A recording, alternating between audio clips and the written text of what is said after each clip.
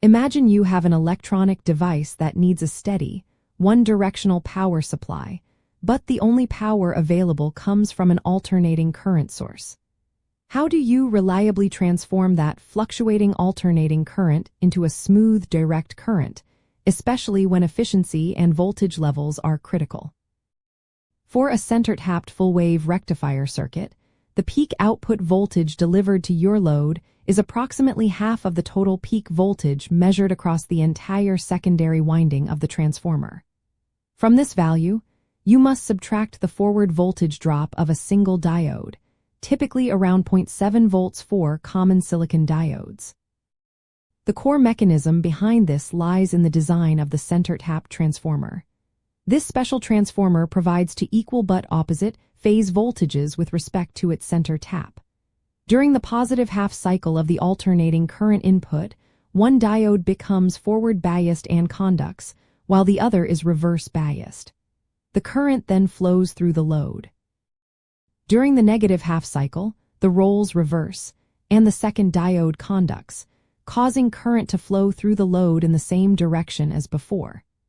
This clever arrangement effectively utilizes both halves of the alternating current input, inverting the negative half to create a pulsating direct current across the load. Although two diodes are active at different times, only one diode drop impacts the output voltage at any given instant because the current path at any time only goes through one diode and the transformer's secondary winding section. A vital consideration for this design is the peak inverse voltage, or PIV, which is the maximum voltage a diode must withstand in its reverse bias state.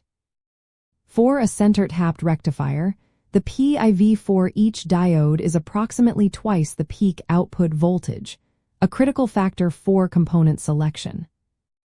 To calculate the precise peak output voltage, you would take the peak voltage from one end of the secondary winding to the center tap, and then subtract the forward voltage drop of one diode.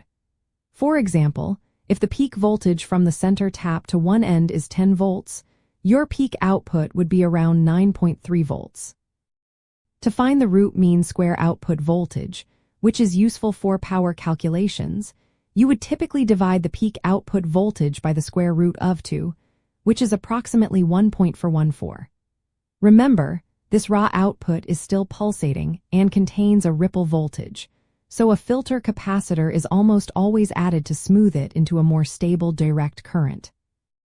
A key advantage of the center-tapped rectifier, compared to a full-wave bridge rectifier, is that it only requires two diodes, simplifying the circuit and potentially reducing power losses from multiple diode drops.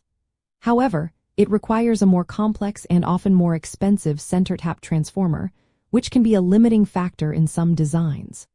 On the other hand, bridge rectifiers use for diodes but a standard, non-center-tapped transformer.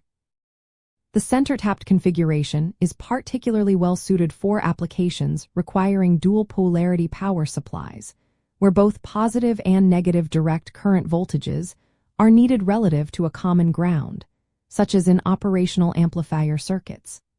This ability to easily create symmetric positive and negative rails makes it a foundational building block in many analog electronic systems.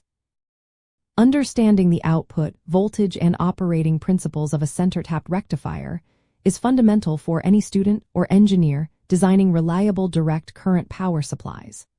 By grasping how the transformer and diodes interact to produce a rectified waveform, and accounting for the inherent voltage drops, you can accurately predict your circuit's performance and ensure your electronic components receive the stable power they need.